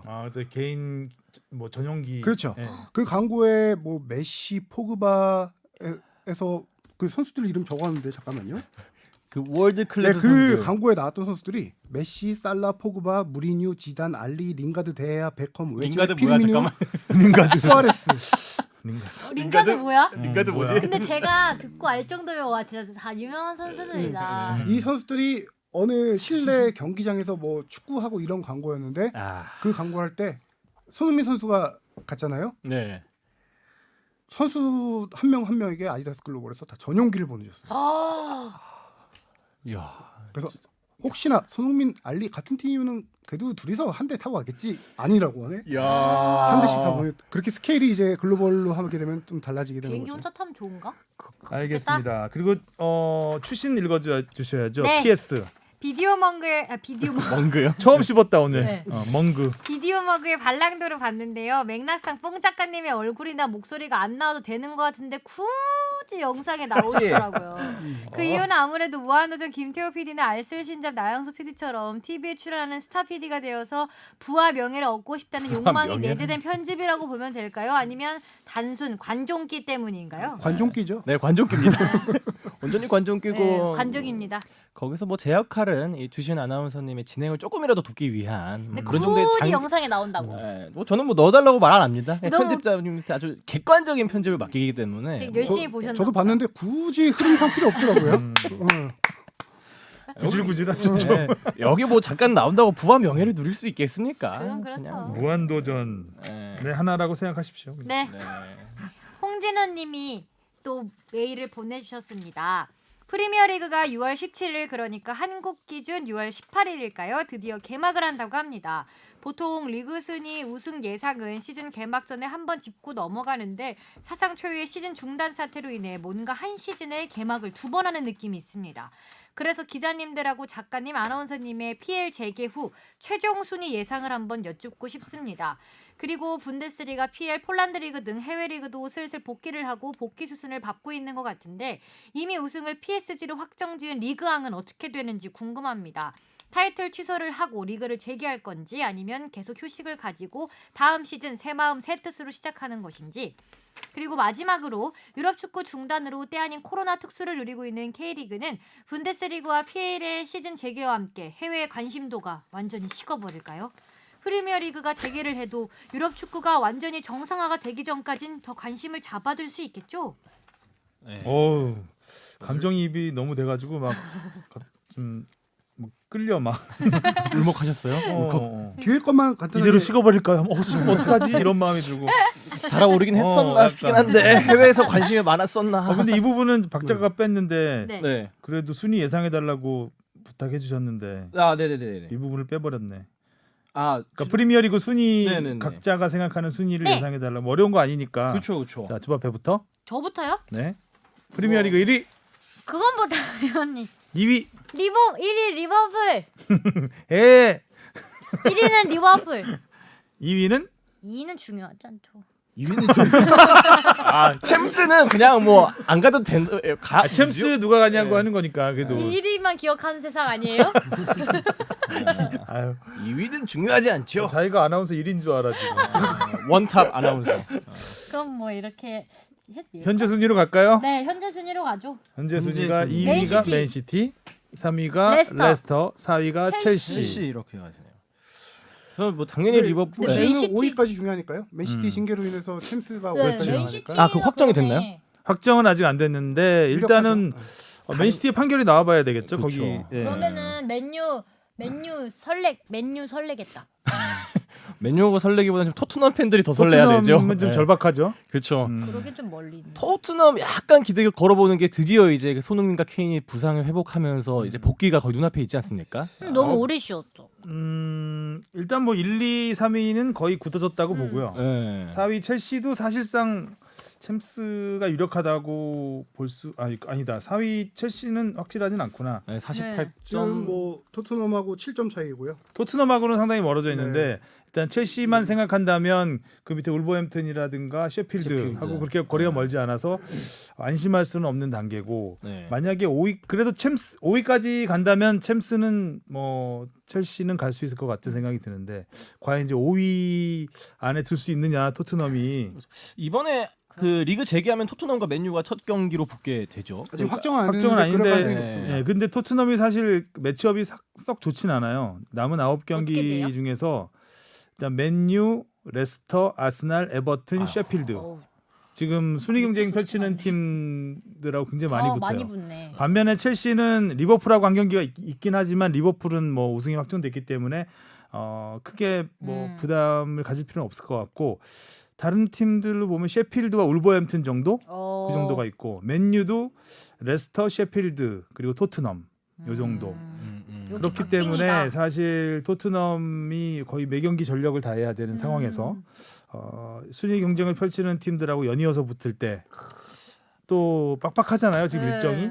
그나마 토트넘이 그나마 위안거리로 삼고 있는 것 중에 하나가 강팀과의 대결, 맨유, 아스날, 레스터 시티가 모두 홈 경기라는 거예요. 네, 근데 그렇죠. 홈 경기 뭐 승률이 얼마나 좋은지 는 모르겠지만 아 근데 좀 무관중이라서 그게 또 특혜를 누리기가 애매할 것 같기도 한데. 네. 그러기도 하고 케인이 인터뷰를 한번 한 게 있죠. 9경기 중에 8경기는 이겨야 저기 UCL에 챔피언스리그에 진출할 수 거의 뭐 있을 것 그 같다. 정도의 승률을 네. 가져가야 안전하게 갈 수 있다고 보는 거겠죠. 매경기 그나마 아주. 그래도 근데 이번 이건 이제 4위를 기준으로 자기가 생각한 거니까 그렇죠. 만약 5위까지 한다면은 어쨌든 그 맞대결이 제일 중요할 것 같아요. 순위 경쟁 펼치는 그렇습니다. 팀들하고의 맞대결 결과에 따라서 뭐 승점 6점짜리 경기가 돼버릴 수 있으니까. 그래도 딱 누가 봐도 아까 뽕 작가가 얘기한 대로 코로나로 인한 중단 효과를 가장 많이 본 게 토트넘인 건 맞는 것 같아요. 케인 그쵸. 손흥민 돌아오지, 그렇죠. 시소코 알토란 같은 활약해준 시소코 들어가고 베르베인 들어오고 가장 전력 보강 효과가 많고 제가 볼 때 지금 아까 뭐 1, 2, 3위 레스터 시티까지는 좀 안정권이라고 보고요. 저 4위, 5위 싸움이 가장 치열할 것으로 보는데 저는 맨유가 4위 정도 할 수 맨유가 많이 있다라고 좀 보는 게 맨유가 지금 중단 전까지 리그에서만 5경기, 6경기 무패 행진을 벌이고 있었던 팀이고 페르난데스가 엄청 그렇죠. 활약하면서. 그다음에 전체 뭐 FA컵과 그 유럽 대항전까지 해서 11경기 무패 행진을 달리고 되게 좋은 흐름이었어요. 질 때가 그게- 됐다는 얘긴데. 그쵸. 한번 끊기고. 네. 그게 그럼 한번 끊겼네. 당시 우리가 많이 얘기했었죠. 페르난데스 영입 효과라고 했었는데 그렇죠. 엄청났죠. 네. 그렇죠. 이 중단된 기간 동안 이제 포그바가 돌아왔고 레시포드가 돌아옵니다. 아 레시포드가 맞아 그렇죠. 다쳤었지. 이 선수들이 돌아오면서 포그바는 양날의 검이긴 해요. 팀에 들어와서 좀 마이너스가 될 수도 있는 거고. 그래서 지금 맨유 악동, 진정한 악동. 진짜 악동이다. 그렇죠. 그래서 맨유 공격진 지금 뭐 마시알, 레시포드, 이갈로는 연장 계약 된다고 하면은 네. 이갈로까지에다가 페르난데스 중심의 중원 미드필더 거기다 포그바 오고 최근에 폼이 되게 좋았던 프레드란 선수 있거든요. 아, 맨유가 전력이 상당히 그러네. 지금 탄탄해졌다고 보고 메뉴가 상세를 좋아졌네. 이어간다면은 저는 맨유가 뭐 4위까지는 메뉴가 좋아졌어요. 다양해졌어요. 네. 메뉴가. 사이드 그러네요. 디시까지. 회사 먼 게 없겠지 네, 거기. 거기 없는 그 것 메뉴에. 같아요. 에이, 포그바가 해산 있었네. 빼고. 좋네. 아 그렇군요. 지금 뭐 프리미어리그는 6월 17일 재개죠. 네. 우리 시간으로 6월 18일인가요 그러면? 네, 그렇죠. 뭐 일주일 내내 경기를 할 것 같아요 지금. 어쨌든 설레겠다 축구 네. 팬들. 일단 새벽잠에. 매일매일 한 경기씩은 할 것 같은데 이게 빡빡한 상태에서 4, 5위 싸움 아주 치열할 것 같습니다. 네. 그리고 스페인 라리가가 어. 6월 11일 우리 시간으로 6월 12일 재개가 확정이 됐죠. 그러니까 분데스리가에 이어서 빅리그 빅5 가운데 두 번째로 재개를 하는데 기성용 선수의 마요르카가 바르셀로나 네. 메시와 맞붙는 것이 또 우와. 관심이고 제 기억으로는 마지막 중단되기 직전이 그 바르셀로나 전이었을 거예요. 그랬겠 그 직전이었어요. 그래서 기성용 이어서 선수가 가는구나. 메시랑 한번 그렇게 붙어보고 싶다고 했다가 여태까지 못 붙다가 음. 재개되면서 처음으로 아마 상대를 하게 될 겁니다. 아, 선발 출전은 할 수 있을까요? 좀 어떻게 힘들까요? 좀 너무 어려운 얘기인가? 그동안 무슨 일이 있었는지 잘 모르기 때문에 그쪽에 무슨 일이 네. 있었는지 알 수가 없잖아. 그렇죠. 지금 한 경기 교체 출전해서 10분도 안 뛰었나? 몇 분 뛰었죠? 그러니까 제대로 그때? 출전 못했던 걸로. 네. 근데 어찌 보면 기억하는데. 그때는 이제 기성용 선수가 몸이 만들어지기 전이라고 본다면 또 지금 코로나 쉬는 동안? 코로나 쉬는 네. 동안에 또 오히려 또 내조와 외조와. 기회가 될 수도 있지 않을까라는 기대를 한번 해보고요. 또 이강인 선수가 오늘 훈련 영상에 들어왔는데 몸이 완전 좋아졌던데요. 그래요? 집에 오는 동안 알통이 생겼더라고요. 웨이트를 엄청 한 것 같더라고요. 역시 아디다스 글로벌에서 관리를 해주니까 허벅지 근육도 탄탄해졌고 일단 뭐 상체 쪽도 2두 3두도 아주 돋보이고 웨이트 트레이닝 열심히 했나 보다. 그러니까요. 이게 저희 뭐 직접적으로 확인을 해보진 않았지만 확실히 웨이트 트레이닝을 한 것 같은 게 했어요. 눈으로 보이는 것도 있고 요새 훈련할 때 요새 그 영상 오늘 공개된 것뿐만 아니라 예전 영상 봐도 바지 허벅지까지 바짝 끌어올리고 팔도 이렇게 어깨 위에까지 끌어올리더라고요. 이게 보통 남자의 마음이죠. 남자의 심리가 운동을 네. 보여주려는 약간 그런 게 있잖아요. 괜히 아유, 여름 형들한테 반팔 한번 잘못된 거 접어주고 천수용한테 배웠나? 아, 근데 허벅지가 정말 두꺼워졌더라고요. 에이, 어. 형들한테.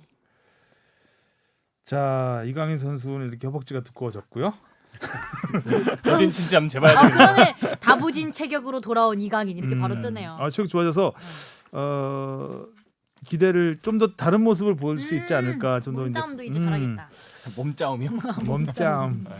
몸짱 되니까 뭐 스페인은 11경기가 남아 있죠. 바르셀로나가 레알 마드리드의 승점 2점 앞선 1위. 여기는 선두 싸움이 치열하고 반면에 이제 마요르카는 강등권인 18위에 있습니다. 물론 17위, 16위와 승점 차는 뭐 1, 2점밖에 나지 않기 때문에 언제든지 위로 올라갈 수 있는 상황이고 마요르카의 잔류 여부가 또 기성용 선수의 행선지가 또 가려질 수 있는 그렇죠.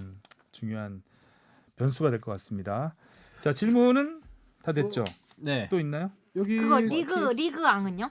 리그왕 리그왕은 간략하게만 설명드리면은 일단 프랑스 정부가 9월까지 모든 이제 이벤트 대형 이벤트를 중지시키면서 4월 말에 조기가 종료됐죠. 5대 빅리그 최초로. 근데 이제 그걸로 피해를 본 팀들이 그 그쵸 그 뭐, 소송을 냈죠. 네. 리옹 어. 리옹이 제일 거세게 소송을 반발하고 했고 있죠. 그다음에 강등된 팀, 뭐 툴루즈, 아미엥 이런 음. 데들이 조기 종료가 부당하다고 이의 신청했는데 법원에서 이를 기각했습니다. 그렇겠대. 그리고 날짜없이 이렇게 리옹 구단주가 정부에다 공식 요청을 했어요. 조기 종료가 어리석었다. 재개를 그리고 검토해달라. 재개 검토해달라고 했고, 예. 근데 리옹이 지금 6인가 그렇죠? 7이요. 7인가요? 네. 그러니까 사실 재개가 돼도 딱히 챔스나 이렇게 나갈 것 같지 않은 상황인데 그리고- 굉장히 거세게 반발을 하고 그렇죠. 있습니다. 재개 가능성이 적은 게 프랑스 리그는 이미 중계권사랑 다 협의를 해서 다음 시즌 시작 시점을 결정했습니다. 다음 8월 시즌에 들어가야 되네 그러면. 8월 22일 날로 결정을 일단 했거든요. 아. 근데 한 가지 변수는 6월 17일 날 유럽 축구 연맹에서 이제 유럽 대항전 등을 비롯한 그걸 8월에 한다 일정들을- 그래서. 일정 등을 발표해요. 그거에 따라서 이제 개막 시점은 조금 달라질 수는 있겠지만 일단 이렇게 잡아놓은 8월 이상 중으로는 하겠네요. 그러면. 조기 종료를 다시 없애고 뭐 하겠다 이런 가능성은 거의 적다고 그렇죠. 봐요. 음. 정부에서 그렇게 결정을 해서 네. 거기에 따른 건데 뭐 이게 뒤집어지겠습니까? 새 마음 새 뜻으로 해야겠네요. 네. 그리고 유럽 축구가 정상화돼도 K리그가 더 관심 잡아줄 수 있겠냐? 간단하게만 설명드릴게요. 당연히 좀 많이 관심이 떨어지겠죠. 떨어지는데 한 가지는 해외 중계권사에 판매할 때 그 중계권사에서 이제 연맹이 피드백을 받고 있다라고 해요. 그래서 들은 얘기로는 38개인가 중계권을 팔았잖아요. 네. 7개인가 아니에요? 일곱 개인가 팔았죠? 보여줘요. 거기가 유럽 축구를 중계한다고 해서 K리그 중계를 안 하진 않습니다. 시즌 종료 때까지 중계한다는 조항이 있기 조항이 때문에 있고. 일단은 해외 노출은 계속 된다. 관심은 줄어들 수 있겠지만 노출은 이제 볼지 쳐다볼지 모르겠다. 노출은 해도 쳐다볼지 모르겠다. 사실 이게 야구랑 조금 비교가 돼요. 우리나라 프로야구가 이제 뭐 ESPN에서 많이 중계가 되고 이렇게 회자가 되고 있는데 그거에 또 비하면 프로야구는 지금 네. 분위기가 좋은 게 뭐 KBO 쪽에서 좋은 거겠죠. MLB가 자칫하면 올 시즌 그냥 네, 뭐. 아무것도 안 될 수 있어요. 아, 지금 여기 거기가 또 선수 워낙- 연봉을 지금 엄청나게 삭감하려고 하고 있기 때문에 고액 연봉자들 그리고 마이너리거들을 대거 지금 잘랐잖아요. 선수들을 내보내고 있기 때문에 선수 노조와 구단 간의 갈등이 굉장히 심합니다. 근데 지금 봐서는 구단에서 연봉은 반드시 깎을 것 같은 생각이 드는데 그렇게 되면은 선수 노조가 보이콧할 가능성이 굉장히 많거든요. 그렇게 되면 이제 KBO를 봐야죠. 뭐 미국에서 입이 실룩실룩. 그치 봐야죠. 어찌 됐든 뭐 이것저것 축구 이야기가 많아지는 거는 축덕축덕에서는 아주 반가운 호재죠. 소식입니다. K리그 등한시하지 않겠습니다. 자 여기까지 질문 들어보겠습니다. 그리고 K리그로 넘어가 볼까요? 네, 자 오랜만이네요. 예, 코로나 여파로 중단됐던 주바페의 브리핑. 브리핑이 시작됩니다. 네. 우승 후보 전북과 울산이 휘청거리면서 초반 상위권 싸움이 점점 치열해지고 있습니다. 전북은 시즌 4경기 만에 첫 패배를 당했습니다. 강원에게 1대 0으로 패했고요. 울산은 부산에 이어 광주까지 승격팀들과 연속 무승부를 기록했습니다. 성남이 서울을 꺾고 3위, 포항은 엄청난 활약을 과시하며 인천을 대파하고 4위로 뒤를 이었습니다. 1위 전북부터 7위 서울까지 승점 3점 차입니다. 반면 대구, 부산, 인천, 광주 하위권 4팀은 아직 승리가 없어서 상하위권 분위기는 긍정이 갈렸습니다. 오늘 그냥 귀엽기까지 하고 아주 산뜻하네요. 통통 튀는데요. 텐션이 좋네요 오늘. 좋은 일이 일찍 있으세요, 진짜? 왔습니다. 잊지 않겠습니다. 자 지난 주말 가장 관심 있었던 경기. 저는 개인적으로 성남과 서울을 꼽고 싶습니다. 요요요. 김남일 대 최용수 네. 기싸움이 감독님들끼리 오. 장난 아니, 아니더라고요. 처음에 인사도 안 했죠. 안 하셨잖아요. 갱하면 돈으로 살 수 있는 게 아니고 이러다가 최용수 감독님이 한방 일단 한 방 먹었습니다. 아, 보통 경기 전에 입장에서 감독끼리 악수하고 시작하거든요. 거의 뭐 안 까지도 하셨어요. 하잖아요. 아예 그냥 서로의 벤치로 따로 나오기도 따로 나오고 근데 벤치로 가고. 윤세 아니, 감독님 자존심 상하셨을 그리고 나름 이게 선배라는 부심이 있으실 텐데. 독수리가 까치한테 잡힌 거죠. 경험은 돈으로. 거기까지 진출하시려고 욕심이 대단하셔. 개인기. 2등은 필요 없어. 1등이 돼야 돼. 자, 어쨌든 뭐 월드컵 4강 멤버 네. 선후배가 맞붙었는데 김남일 감독이 이끄는 성남이 승리를 거뒀습니다. 전반 한 해는 서울이 좀 압도하는 경기였는데 완전 했었죠. 음. 그러니까 저는 그때 인상 깊었던 게 서울에서 전방 압박을 되게 세게 하더라고요. 그 중에 가장 기억에 남던 장면이 이제 김영광 골키퍼가 볼을 잡았는데 고현환 선수가 전방 압박하면서 약간 좀 실수하려고 하는 모습이 있었거든요. 실점할 뻔했죠. 네. 그만큼 전반전 그리고 후반 초반까지도 전방 압박이 상당히 잘 이루어지다가 뭐 체력이 좀 딸렸는지 그 이후에 저희 좀 달렸겠죠. 무너지는 그런 모습이 보였습니다. 그게 저는 이 경기를 보면서 김남일 감독 초보 사령탑이지만 괜찮다. 네. 그 지략 괜찮다. 전술 있다. 이 생각이 들었던 게 뭐냐면은 음. 방금 뽕 작가가 얘기한 대로 전반 30분 정도는 서울이 전술에서 압도를 했습니다. 강한 전방 압박부터 해가지고 성남 선수들을 약간 좀 당황스럽게 했어요. 성남의 전략이 뭐였냐면은 이날 양동현 선수를 최전방에서 뺐어요. 네. 일단 맞고 가자. 아니요, 일단은 앞에 이제 지난주에도 잠깐 소개했던 그 홍시우 선수, 그다음에 홍수 잘하더라. 최병찬 선수 홍바페. 활동량 좋고 빠른 선수를 해서 서울의 뒷공간을 노리자 침투하자는 그런 전략으로 성남이 나온 것 같아요. 근데 그거 자체가 이루어지지 않은 게 서울이 진짜 이를 악물고 나온 최용수 감독이 뭐 자존심 싸움 때문에 선수들한테 단디 주문했겠죠. 네. 뭐 초반부터 해라. 그래서 진짜 전방 압박을 최근 본 서울 경기 중에 제일 잘했어요. 맞아요. 그래서 이 경기 흐름을 바꾸어야 되겠다 싶은 게 김남일 감독이 선택한 게 양동현 카드를 전반 33분인가 만에 꺼내들었어요. 그때부터 이제 슈팅이 나오기 시작했죠. 그렇죠. 양동현 선수가 전방에 있으니까 수비수들이 붙어야 되고 양동현 선수는 특히나 활동량보다는 이제 공간 성전 능력, 뭐 골맛, 골 냄새 이런 거 잘 맞는 선수다 보니까 수비수들이 붙고 뒤로 물러서다 보니까 경기가 이제 다시 좀 5대5 경기가 된 건데 양동현 선수가 투입되기 전까지 서울의 슈팅 수가 전반 30분까지 4개인가 그랬고요. 많이 성남은 빵. 빵기였어요. 아예 없었습니다. 그 하프라인도 잘 못 넘어갔어요. 네. 그냥 봤을 때는. 그 정도로 많이 성남이 밀렸던 경기인데 와우. 김남일 감독의 교체 카드 한 방으로 이 경기 흐름을 바꾸는 능력, 초보 네. 감독으로서 상당히 쉽지 않은 선택. 그 전반 30분이면 선택이 쉽지 않은 거잖아요. 선수 바꾸기가. 그리고 상당히 경험을 비웃듯이. 진짜 성남 약간 진짜 다크호스인 것 같아요. 지금 이번 시즌. 잘하죠. 옷도 좋죠. 다크호스고 약간 질 것 같아 앉아. 네, 진짜 지금 2승 2무로 승점도 7점이나 쌓아서 지금 상당히 3입니다. 8점이에요. 8점이라서 3위까지 울산이랑 승점이 같아요. 지금 또 한 가지 성남이 실점이 몇 골인지 아세요? 4경기에서 한 골입니다. 와우. 성남이. 김영광 골키퍼 맞습니다. 엄청 잘하던데요? 거의 뭐 승리의 글로리. 1등 공신이라고 봐야죠. 네. 그날 결정적인 거 네. 2방 막았잖아요. 네. 선방이 총 4개인데 그 뭐 전반에 하나 후반에 2개였던 것 같은데 정말 동물적인 감각. 38살 골키퍼가 그 고광민 선수의 그 순간적으로 그렇죠. 네. 달려들면서 달려들면서 다이빙 날린 슈팅. 거를 막은 거는 어. 그거는 정말 손을 뻗어서 막았잖아요. 약간 오, 그 그건 정도의 동물이잖아요. 세이브는 동물이야. 러시아 월드컵 조현 선수의 선방 비슷한 비슷하죠. 예. 예전에 그 정도의 순발력이죠. 아테네 올림픽 김영광 선수 그 레전드 짤이 돌아온 것처럼. 그렇죠. 그러니까 완전히 김영광 선수 근데 얼굴도부터 멋있어진 것 같아. 이거 수염이 근데 약간- 카리스마 있으셔서 공격수들이 달려가다 눈 마주치면 움찔할 것 같아요. 옛날에는 김영광 선수 보면 참 말 안 듣게 생겼다 이렇게 말안 생각했었는데 듣게 생겼다. 지금은 좀 멋있는 선배 같은 느낌. 그러니까. 그 김영환 선수를 제가 시즌 개막 전에 인터뷰를 했었는데 이 선수 이 정도 네임밸류에 이 정도 베테랑 선수가 모든 걸 다 포기하고 네.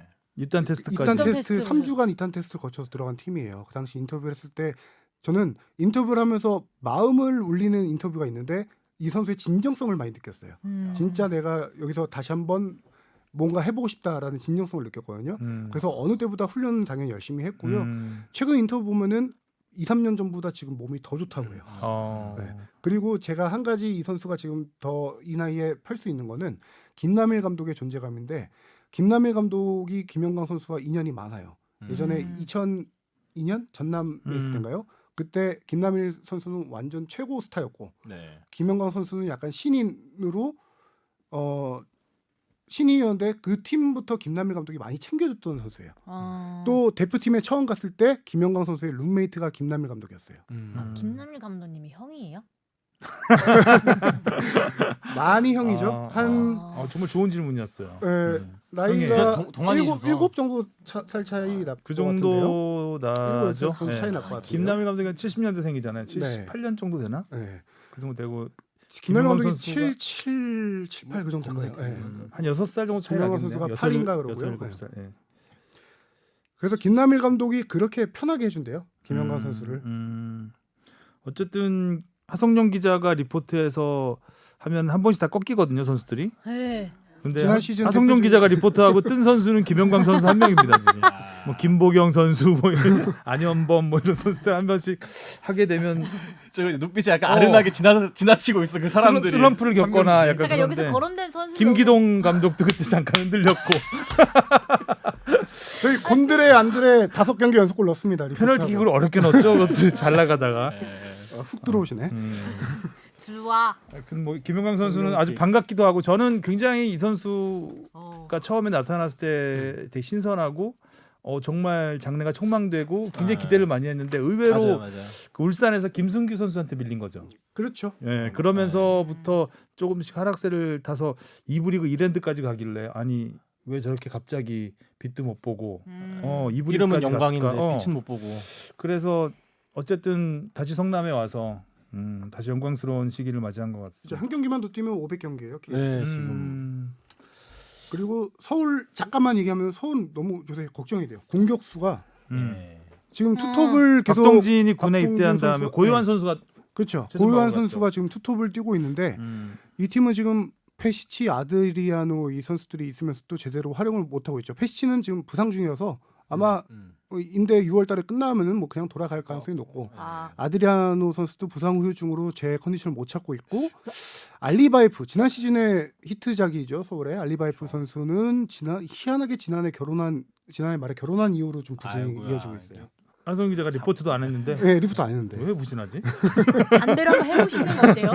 그래서 여름 이적 시장에 최전방 공격수 보강은 확실하게 필요해 보이는 팀입니다. 지금. 뭐 루머에는 한간에 이제 뭐 외국인 선수를 한 명 영입하려고 하는 움직임이 보인다 그렇죠. 하더라고요. 네. 지금 뭐 한승규, 한창희 선수가 역동성을 불어넣고 있지만 최전방에서 약하다 보니까 좀 네. 팀의 골 결정력에서 문제가 있는 것 같아요. 진짜 황현수 선수가 골 다 제일 많이 넣어주고 있는 것 같아요. 그 와중에 짠내가 나는. 잠깐 기록을 보면 패스 숫자에서 657대 406 성남이 크게 앞섰고 어. 전진 패스 숫자도 247대 170 경기 내용에서도 드러나는 거죠. 예. 그 공의 흐름이 어디가 더 부드러웠는지 물론 서울이 골을 먹은 게 상당히 좀 안타깝게 먹긴 했지만 어찌 됐든 전체적인 경기의 흐름으로 봤을 때 성남이 더 매끄러웠다 이렇게 볼 수 있을 것 같습니다. 자, 그 다음에 이제 전북의 충격적인 패배. 아하. 어헛 강원이 잡았습니다. 아하. 어헛. 전북에서 온 고무열이 친정팀의 비수를 꼽았습니다. 고무고무. 2경기 연속 고무. 고무. 오늘 악마 열매 드셨어요? 아주 고무적인 일이고요. 여기는 전반 15분 만에 나오는 퇴장. 홍정호 선수의 퇴장. 그냥 경기 하나를 말아먹게 만드는 셈입니다. 말아. 뭐 포켓몬스터들 와 있는 것 같아요. 뭐 자꾸. 아니 여기 뭐 따로 효과음 같은 거 안 넣으니까. 네. 강원 같은 경우는 김승대가 못 뛰었잖아요. 그렇죠. 임대 선수여서. 예. 임대 선수는 원수팀에 친정팀하고 경기에 뛸 수가 없기 때문에 무조건 못 뛰는 건 아니고요. 그 팀 간에 임대 이적할 때 조항을 넣었죠. 약속을 해서 김승대 선수는 뛸 수 없는 상태. 굉장히 폼이 좋았잖아요. 어떻게 보면 고무열 선수보다 더 좋았던 선수였는데 이 선수가 빠졌는데도 잡았습니다. 네. 그 자리를 김승대 선수 대신 고무열 선수가 이제 섰는데 고무열 선수가 실제 비시즌 때 프리시즌 때 그 소문이 많이 돌았어요. 폼 너무 좋다. 지금 연습 경기 2경기에서 막 4골 넣고 막 그랬었거든요. 그러다가 이제 시즌 개막 앞두고인가 첫 경기가 부상을 당했어요. 아이쿠. 아마 개막 전이었을 거예요. 그래서 이제 부상이 회복해서 돌아와서 이제 2경기 연속골을 넣고 지금 올 시즌 활약 되게 기대됩니다. 고무가 열이군요. 네. 그렇죠. 열이 늦게 올랐죠. 자, 열받은 고무. 열받은. 전반 16분 만에 홍정호 선수가 어이없이 또 퇴장을 당했습니다. 전북은 뭐 퇴장이 너무 6경기 많아요. 중에 5경기. 지난 경기에선 조규성 선수가 정말 쓸데없는 정말 아무 네. 짝에도 쓸모없는 반칙을 했다가 천철살인이네요, 진짜. 그러니까 이게 조규성 아무 선수가 짝이 됐을모. 정말 아무 짝에도 쓸모없는 거 아닙니까? 승부는 거의 다 끝난 상황에서 거기서 왜 치즈 2개 받고 일찍 쉬고 싶었죠. 조규성 선수의 그 빈자리를 벨트비크라는 장신 공격수가 메웠는데 벨트비크 선수가 경기 초반에 활약이 엄청 좋았어요. 전반 15분 일찍 교체될 때 표정 봤죠. 너무 아쉬워하는 표정이었는데. 거기서 근데 빼는 게 맞나요? 저도 그거에 대해서 좀 이따 어이가 얘기하고 싶은데 어이가 없다기보다는 이해가 안 되는 의아한 상황이었습니다. 벨트비크와 무릴로의 경기 초반 활약이 좋아서 벨트비크가 15분 뛰고 슈팅 3개 기록했어요. 와우. 그날 최다 슈팅이에요. 한 경기.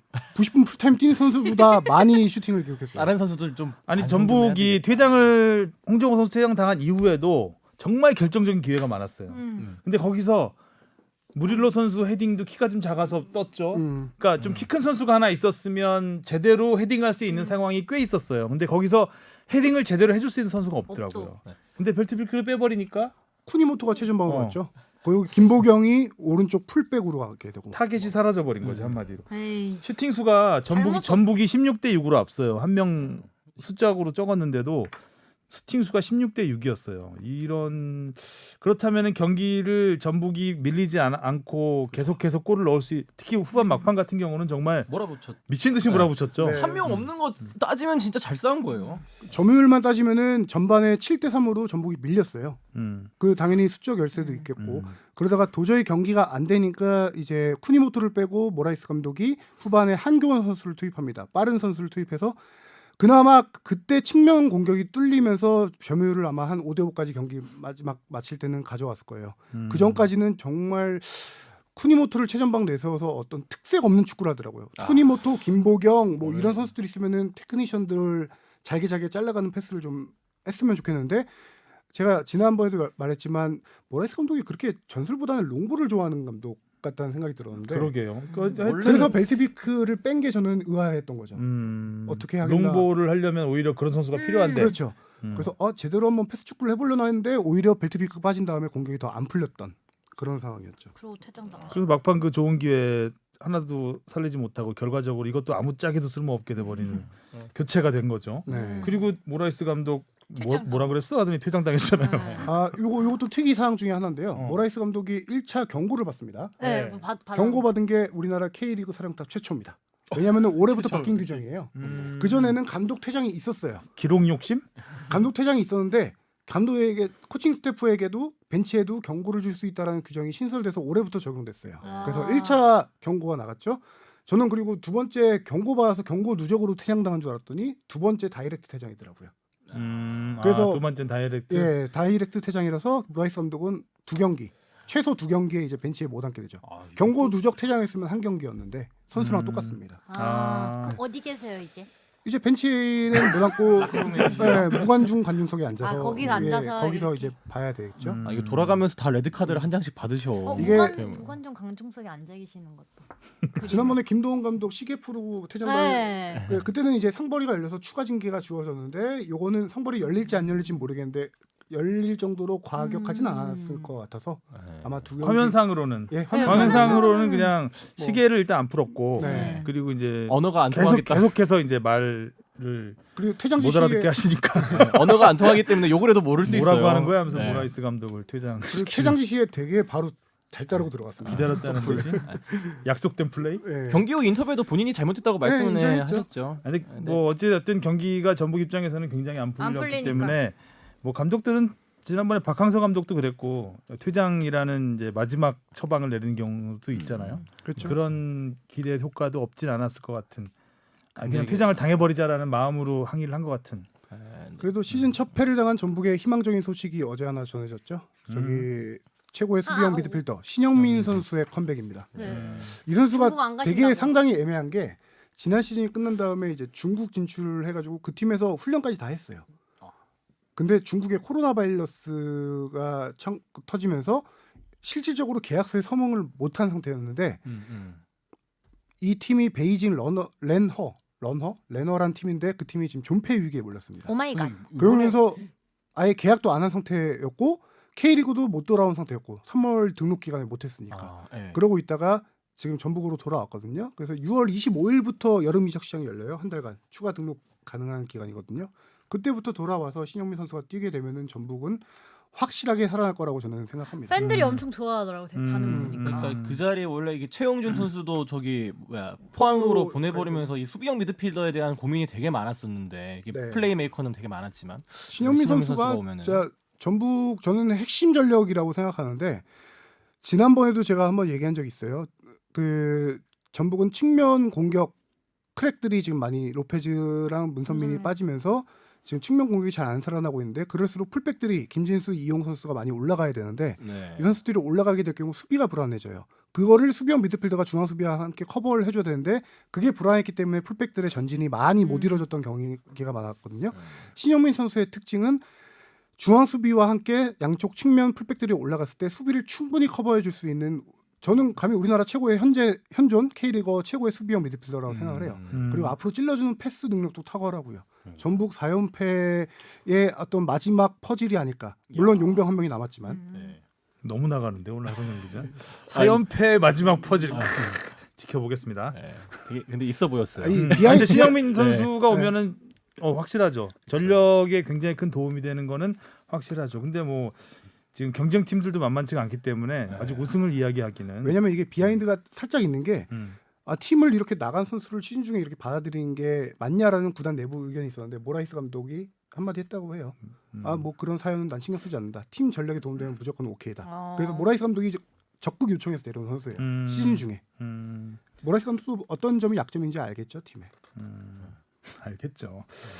자, 그다음에는 이제 아주 인상적이었던 경기 광주와 울산의 1대1 무승부. 울산으로서는 뭐 너무나 진짜 땅을 칠 만한 경기죠. 지금 네. 뭐 부산에 이어서 광주까지 승격팀한테 하위권 두 팀한테 지금 모두 잡아야 되는 경기를 순탄하게 이길 수도 있을 거라고 예상했던 경기 뭐 통계를 보면 완전 압도적이죠. 점유율이 67대 33, 슈팅 수 19대 7, 패스 횟수 631대 220.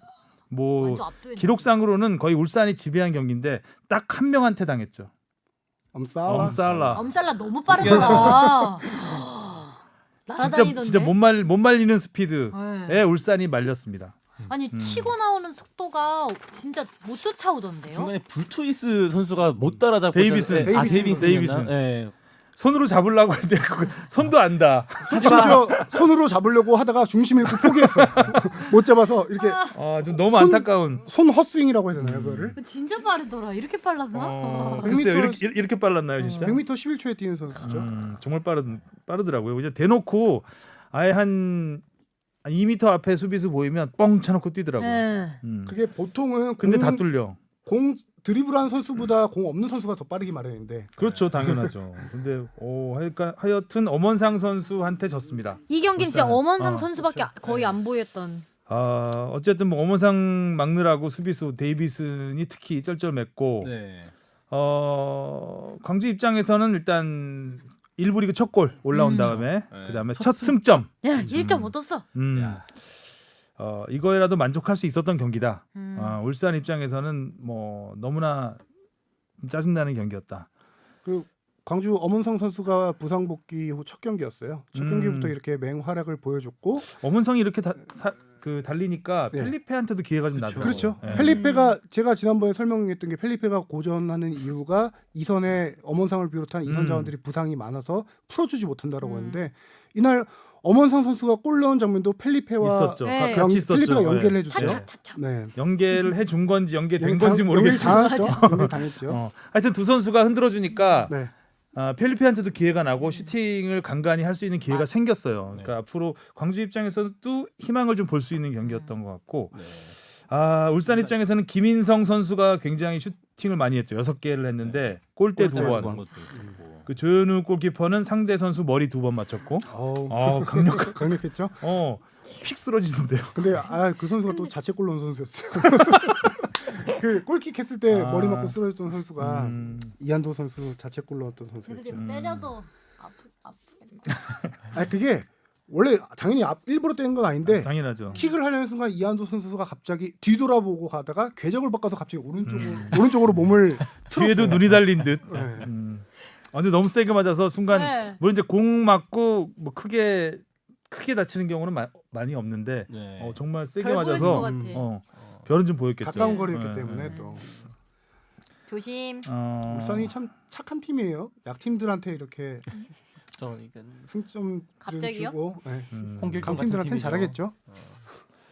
그렇습니다. 또 포항과 인천 이 경기가 진짜 너무너무 재밌었던 경기. 재밌었습니다. 골 팡팡. 포항 팬들한테는 너무 팡팡. 재밌었고 팔로세비치의 그 힘을 다시 한번 느낄 수 있었던 경기. 와 정말 패스가 예술이에요. 네. 특히 세 번째 네 번째 골은 어우, 와 특히 네 번째 골 그 칩인 패스 있잖아요. 뭐 네. 원더골이었죠. 칩인 패스라고 해야 되나? 꼭발로 살짝 치워준 그냥 약간 네. 뭐라고 해야 되나? 로빙 엘리웁 패스. 덩크 하듯이 손으로 띄워준 거죠. 손으로 띄워주듯이 수비수 싹 넘겨서 주고 논스톱 슈팅. 그 송민규 선수. 그것도 아주 저도 좋았고. 팔로세비치가 진짜 좋은 선수라고 시즌 초반부터 생각했는데 이 경기를 보면서 더 많이 느꼈는데 그 기록으로도 혹시 뭐 기록 준비한 거 있으신가요? 기록은 있죠. 오. 설마 패스. 패스입니다. 그럼 듣고 제가 뭐 아, 더블로 가든지 할게요. 먼저 오늘 더블로가. 오늘 띄우라고 나한테. 네. 일단 도움 2개를 기록했죠. 팀 내 최다 패스 성공을 했고 50번. 와우, 많이 그다음에 이 가운데 공격 지역에서 21번, 전진 패스 21번. 그러니까 거의 공격은 이 선수에서 시작을 됐다. 팔로세비치 다음으로 공격 지역에서 패스 많이 한 게 10개니까 거의 2배 와, 가까이 그러네요. 공격에 기여를 했고 거의 골 장면 대부분에 팔로세비치가 있었다고 봐야 되겠죠. 특히 그 세 번째 골 같은 경우에 그 일루첸코하고 셋이서 그렇죠. 역습하는 슉 장면. 몰고 가고. 야, 그거는 오락 같지 않았어요, 거의. 스틸 그래서 차카의 짝짝짝. 진면목을 예, 보여줘요. 감독님 원터치 패스로 뿌듯하시죠? 딱딱딱. 제가 약간 이 하성룡 기자님이 갖고 온 통계가 뭔지 예측이 가는데 그 뭔데요? 기록이 팔로세비치가 골 장면마다 있었던 이유 그거 아닙니까? 아니요. 아니에요? 자, 그럼 다음 경기로 넘어가 볼까요? 팔로세비치가 띵거리 말씀하시려고 하셨던 거 아니야? 평균 띵거리? 아니요. 아니구나. 띵거리가 그렇게 많을 것 같진 않아. 팔로세비치 선수가 팔 길이. 평균 그 K리그 1에서 뛴 거리수가 제일 많은 걸로 11.2km 아, 그래요? 정도인가 제가 그렇게 봤거든요. 팔로세비치가 제일 많아요? 네. 이 선수가 활동량이 정말 좋은 선수긴 해요. 어디에나 있긴 한데 네. 좀 영리해서 이렇게 공을 몰고 뭐 멀리 가거나 이런 스타일이 아니라서 툭툭 이렇게 길을 터주는 선수잖아요, 스타일이. 네네. 그래서 난 많이는 안 뛰었을 것 같다는 생각을 했거든요. 근데 활동량이 워낙 좋은 선수고 일류첸코한테 그때 경기 막판 후반 추가 시간에 일류첸코한테도 찔러주는 패스 골키퍼에 맡겼지만 이 선수의 장기가 그거잖아요. 이 선수 제가 조사해본 자료는 공격 진영 패스 뭐 21개, 전진 패스 21개 좋아요, 좋은데 좋아요, 좋은데. 당연히 뭐 공격형 미드필더 그 역할 해줘야 되는 선수니까 많이 하겠죠. 너 왜 중요한 이러니 건 오늘? 오늘 다들 텐션이 좋으시네요. 약 먹었니? 오늘 하객상 한번 네. 이 공격 진영에서 성공률입니다. 성공률. 공격 진영에서 패스 21개로 팀 내 1위 했는데 공격 진영에서 성공률이 80.8%입니다. 우와. 나는 팔로세비치. 나 아는데 유치해서 안 썼어요, 그거는. 뭐지? 개수만 알면 되지 뭐. 80 팔로세비치 그러면은 80.8%. 사실 퍼센티지라는 거는 몇 번 시도 그 10번 시도해서 8번 해도 80%고 그렇죠. 그렇잖아요. 근데 이제 공격 진영에서 그 횟수가 더 중요한 거지. 얼마나 많이 시도해서. 약간 흥칫붕하셨는데 네. 지금. 전진 공격 패스 진영. 21개 좋은데요. 75% 했습니다. 맞아, 75%. 네, 이게 아는데 난 얘기 안 한 거야. 뭐가 중요한지 모르는 거지. 아니 이 다음 그러니까 기사 이렇게 쓰면 내가 다 잘라요. 이렇게 구체질 해서. 좀 할까요? 네. 이 다음 빌드업을 위한 과정인 거죠. 어. 이 선수의 가장 핵심은 이제 키패스예요. 키패스. 키패스. 키패스. 키패스도 키패스가 슈팅까지 이어지는 건데 이번 경기는 3개였어요. 세 개? 그럼에도 팀 내 1위였어요. 근데 이 선수가 올 시즌 지금 4라운드까지 했는데 경기당 키패스가 K리그 전체 1위입니다. 근데 우와. 그 중요한 게 개수가 중요해요. 경기당 키패스를 몇 개 하냐. 이 선수가- 확률이 중요하다며. 그러네요. 이번에 꼬투리. 개수가 중요한 이번에 거죠. 개수가 이번에 중요해졌어? 키패스 성공률은 못 해왔네. 키패스가 경기당 10개입니다. 오, 많이 열 개씩. 보통 A급 선수들이 경기당 평균? 네. 와. 올 시즌 K리그 경기당 평균 10개를 했어요. 이 선수가. 보통 K리그 뭐 전체 K리그뿐만 아니라 프리미어리그 이런 데서도 한 선수가 경기당 키패스 6개 주면 많이 했다라고 하거든요. 근데 지금 4경기에서 평균 10개 했다는 거는 이 선수 거의 뭐 주는 그렇죠. 것마다 다 키패스네. 네, 이 선수의 지금 장기를 딱 이 한마디로 볼 수 있는 통계죠. 별명 생겼네. 열쇠 수리공. 야, 진짜 와, 기록만 봐도 지금 패스도 잘해주지, 도움 잘해주지, 많이 뛰지, 진짜 다 잘하는 선수. 팔로세비치가 굉장히 거의 제일 눈에 띄었던 지난 주말 어떤 것 같습니다. 다 끝났습니까 이제? 네. 1588 라인 좋죠. 그러네요. 5가 좀 빠졌잖아요. 오닐이 서브로 빠지긴 했고 근데 188. 188이 다 공격 포인트 기록했죠. 다 했죠. 일루첸코와 한 골 1도움하고. 네. 자, 그다음에 대구와 상주 1대1. 세징야 선수가 드디어 환상적인 힐킥으로 첫 골을 넣었는데 대구는 또 승리에 실패를 하고 말았습니다. 세 번째 무승부. 예. 오늘 물을 많이 캐네요. 그래도 대구가. 세징야가 오니까 역시 뭔가 좀 날카로운 면은 많이 살아난 것 같고 지난 전북전처럼 무기력하진 않았어요. 네. 이 경기에서는 그래도 정승원 선수가 조금 많이 활약을 해준 것 같아요. 이게 첫 번째 그 세징야 선수의 골에서도 크로스 가담했고 오른쪽에서 날카로운 크로스를 많이 올려주더라고요. 네, 정승원 선수가 진짜 중요한 하이라이트 장면마다 다 있었죠. 네. 이 경기에선. 정승원 선수가 키패스 5개 했고요. 전지 패스 20개, 크로스 4개. 네. 이번에 통계를 준비 많이 하신다고 해서 시간 방지나 대응하려고 좀 준비해왔고. 너하고 나하고 몇 년 차인지 알아? 짬이 지금 너무 웃겨. 그 에드가래. 저기 세징야 당황하지 선수 말고 지금 팀장님 팔 걷어 올리셨습니다. 더우셔. 운동하셨나요? 아니야 운동 요새 밑에서 운동 못하게 해서 못하고 있어. 계속 문 닫아가지고. 세징야 선수 그 힐킥 또 이름이 붙었죠. 옛날 조재환 선수의 회오리 회오리 감자슛. 이번에 네티즌들이 또 이거 골 나오자마자 바로 드르륵 올리고 했던 것 중에 이제 장명 1등이라고 하긴 그렇지만 회오리 곱창슛이라고. 왜 네. 곱창슛이에요? 대구가 대구 곱창이 명물. 대구 유명하거든요. 막창이잖아 막창. 막창. 막창 대구가 막창 골목 있잖아요. 네 그렇습니다.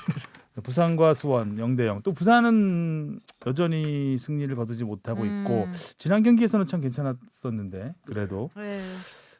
전북이랑 할 때 괜찮죠. 수원도 뭐 수원은 딱 한마디로 정리될 수 있어요. 수비는 괜찮은 팀이에요, 확실히. 지난번 울산전에 3골 먹긴 했지만 4경기에서 지금 뭐 2경기를 무失점으로 했고요. 네. 문제는 공격력인데 타가트와 크리피치 공격이 하도 안 되니까 이제 투톱 작전을 쓰기 시작하거든요. 그런데도 지금 골을 만들어내지 못하고 있죠. 타가트야 뭐 이적 불발로 인한 후유증이 좀 있고 크리피치는 한 골 헤딩골 넣었지만 아직 좀 적응이 필요한 네. 단계고 수원 같은 경우가 지금 경기당 슈팅 수는 전체 3위예요. 11.25개를 하거든요. 근데 경기당 확률은 득점은 0.75골로 8입니다. 확률이 중요하지 않나요? 아니 개수가 중요한 것 같습니다. 네. 이제야 깨달았군. 선배 말 들어야지. 개수가 중요한. 확률은 중요하지 않다. 개수다. 자 이렇게 해서 1부 리그 6경기를 알아봤고요. 2부 리그도 좀 준비한 게 있나요? 이부 리그 지금 그 아내 전쟁이라고 하죠. 대전의 안드레 선수와 저기 수원 FC 안병주 선수 나란히 5경기 연속골로 지금 6골로 득점 공동 선두에 올라 있고요. 네. 아까 말씀하셨다시피 안드레 선수는 제가 4경기 연속골 잘한다라고 리포트하고 나서 골 넣어줘서 너무 고마운 선수고요. 페널티킥 없었으면 그 댓글 다셨어야 되는데 이정찬 기자님처럼. 앞으로 하성룡 기자의 취재는 거부할 수도 있는 거부하는 일이 벌어지는 거 아닌가 이러다가 큰일 나요. 예명으로 쓰세요. 예명으로 취재. 포켓하. 자 야. 이렇게 어쨌든 뭔데 2부 리그도 이야기를 좀 나눠보면 좋긴 한데 2부 리그에서는 어쨌든 부천과 대전 네. 부천과 대전의 선두 싸움이 초반부터 굉장히 볼거리를 만들고 있고 또 감독진들이 화려하잖아요. 네. 설기현 감독님, 뭐 황선홍, 감독님, 설기현, 맞아요. 정종용 감독님. 그래서 이제 어떻게 보면 2부 리그가 이렇게 관심을 끈 시즌이 있었나 싶을 정도로 네. 굉장히 뭐 맞아요. 아주 2부 리그도 비중이 많이 커졌습니다. 자 이렇게 해서 오늘 축덕숙덕 여기까지 이야기를 해보겠습니다. 저희들이 뭐 좀 아웅다웅해서 듣기 불편하셨을지 모르겠네. 재미있어 하시지 않았을까요? 편집을 좀 해야 될 것 같아요. 처음부터 오늘. 그러니까 오늘 힘든 저희 편집이 되지 네. 않을까. 첫 녹음 맡아주시고 있는 하지은 PD님 네. 새로 힘든 편집. 아까 자. 그 다 좋은데 이거 빼주세요. 왜 그게 포인트잖아요. 이게 포인트. 거기서부터 이제 우리가 네. 스타트를 다 했잖아요. 좋은데 이게 포인트잖아요. 사건의 발단. 네. 자 수고하셨고요. 다음 주에 또 만나요. 안녕히 가세요. 안녕.